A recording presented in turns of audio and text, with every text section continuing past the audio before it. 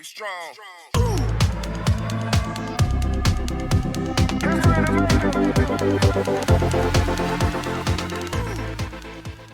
Hello everyone and welcome back to another Let's Discuss. Now, we've had quite an interesting week. We had the Final Fantasy spoilers last week. This week, we've had the Tarkir spoilers. Tarkir Dragonstorm is the next main set that comes out in April. Early April, I think. And yeah, it's all about dragons. We go to the main dragon plane. We have, like, if you're a dragon lover, you're also basic. No, but to be honest, dragons are probably one of the most basic creature types in Magic. But it's fine. Dragons are also incredibly powerful. They are big, beastie, flying guys. Sure, they take a lot of mana to summon, but it's worth it because you're hitting someone in the face probably with a 5/5 with maybe flying or trample, depending on your kind of deck. So we know of 5/5 commander decks, which sound really odd because I can't remember the last time we actually got like a five like set commander decks.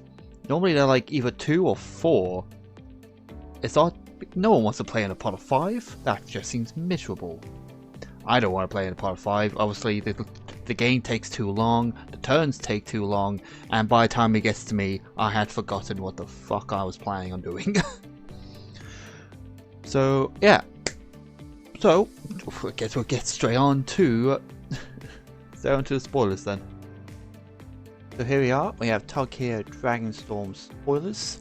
Building from our original visit to the plane, Tarkir Dragonstorm will deliver on 2 things people love most: franchise, clans, gameplay, and dragon. I don't really care for dragons in Magic. I started playing with like cats and equipment, and I still kind of play them to this day. I don't have really interest in dragons. But there are, so I've skimmed a couple cards when they were getting revealed Saturday. Late Saturday, we got these spoilers. Sunday, then we got a few. But yeah, we know of 2 of the commanders so far and what they do. So let's go straight down. So we have one of the commanders. Now this one is actually pretty cool. I kind of like this one. It is a 5-drop 3/5 flying lifelink. At the beginning of your end step, put a number of 1/1 counters on up to 1 target creature, so equal to the amount of life you gained this turn. So at least 3. If you attack with him, you've gained 3 life. That's at least 3 1/1. Return up to 1 target creature with mana value less than or equal to the amount of life you lost turn from your graveyard to the battlefield. I'm sure there's going to be a lot of cards in this deck that say when you lose life. There could be some, like, it's in black, so you're going to have like the lose 2 life, draw 2, those type of cards. Sign and Blood. Read the Bones, maybe even a Phyrexian Arena, cards like that, which are perfect. Obviously we have green and white. Green's for a good ramp, and white's for that lifelink. So I like this guy a lot. He seems like I've only seen like 2 other commanders, but I think this one, in my opinion.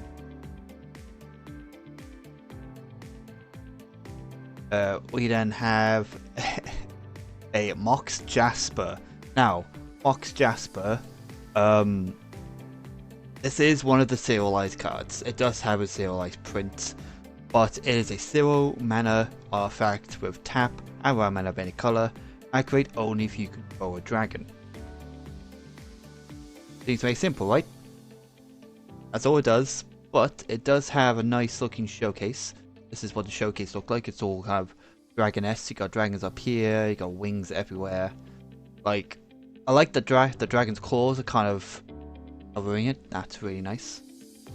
The essence of Dragonfire has permitted Tarkir's landscape since time, and here is the retro border serialized.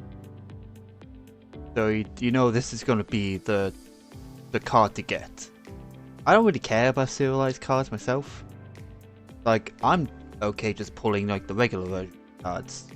These are just kind of like, I guess these are kind of like money grabs to make people kind of buy the set. A Mock Shasta, that's fine. Like, I don't have that much interest in Tarkir, but it seems like a really good set for Dragon players. Next we have Travail. This is the other commander from the commander decks. He is a 4-drop flying 4/4. When he attacks, you mill 3 cards. Then you may return a land card from your graveyard to the battlefield tapped. Whenever one or more cards leave your graveyard, create a 2/2 black zombie druid creature token. Like, yes, it's mill. Yet again, it's more mill, but it mills from your deck. Plus, it allows you to return a land, so you can also gain a lot of landfall. Like, this would actually be perfect for like Mothman, because then you don't have to worry about milling myself. I'll get a land back at least. That's something. But yeah, black, green, and blue. So yeah, a lot of ramp. You're going blue, so that's gonna be a lot of mill. I think this is fine. You could probably swarm the board with tons of 2/2 black zombies. From even in a dragon set, we have a Rhino. It's just a 3-drop, 3/4 trample ETB. Each opponent loses 2 life and you get 2 life. So this with this, there you go. You got 2 life there. Gain some lifers. This one's actually pretty. This one makes copies. Fly is a 5-drop, 4/5 flying vigilant. Whenever she enters, exile target non-land 1/9 card with a mana value of 3 or less from your graveyard. Copy it, then you may cast a copy without paying its mana cost. So, like, yeah, that's a bunch. Like, you can use this in a spell slinger deck. Like, it's got blue, it's got red. There's a lot of like damage spells you can play. Even in white, you can play like Swords of Plowshare second time. There's a bunch of removal that are like that are mana value 3 or less, like Book Midnight. It's a really good generic guy card. So, like, most of the dragons in this set don't seem that bad. They're really, really good. We have a Nar set. Beginning of your end step. No, it doesn't yet have its fancy up, but to be fair, it does have 2 of these on the same list. At the beginning of your end step, you may discard your hand. If you do, draw cards equal to the number of cards you've cast this turn. So you could, if you have like a 4-card hand, and you play each of those 4 cards. You're in your end step, draw 4. If you cast her too, they're in the same turn. Oh no, that's still like, I think that's still. And it's also in the same colors as this one. It's a 4-drop instant, can't be countered. Exile target line and permanent is control, loses 3 life, and you gain. A 4-drop. It is a 4-drop that can't be countered. I guess. It can't be countered. I guess that's pretty.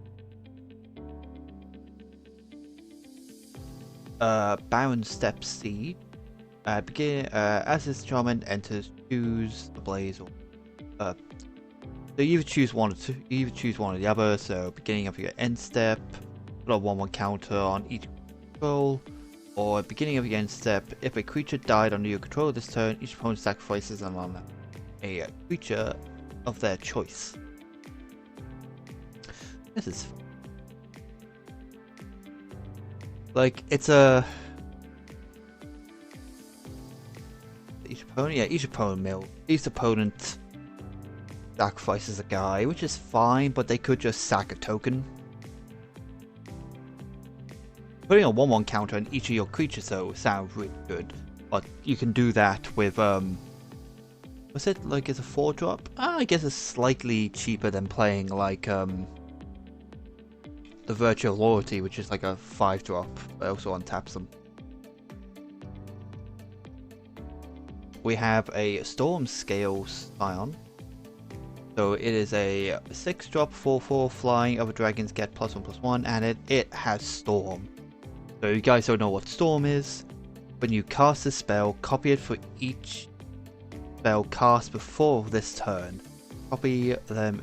Copies become token. And it also has the Dragon Showcase.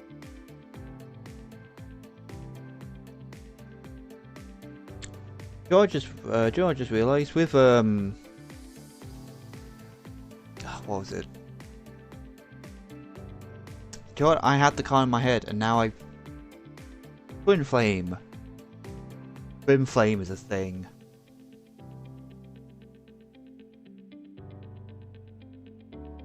I forgot about Twin Flame from Foundations. That's a really good dragon. Oh no. Lots of dragon damage. Oh, spell slinger damage too. There's the other Narset. But this, Smile at Death. At beginning of your upkeep, return up to 2 target creature cards with power 2 or less from your graveyard to the battlefield and put a 1/1 counter on each of them. I really like this spell because I really want to play Arabelle. Well, Annabelle, but Arabella, the cursed doll from Dustmourn. I'll put a picture on screen of Arabelle. I really want to play her. She looks really fun. She's also in Boar. Sports is just technically really good at just spitting out 1/1s and like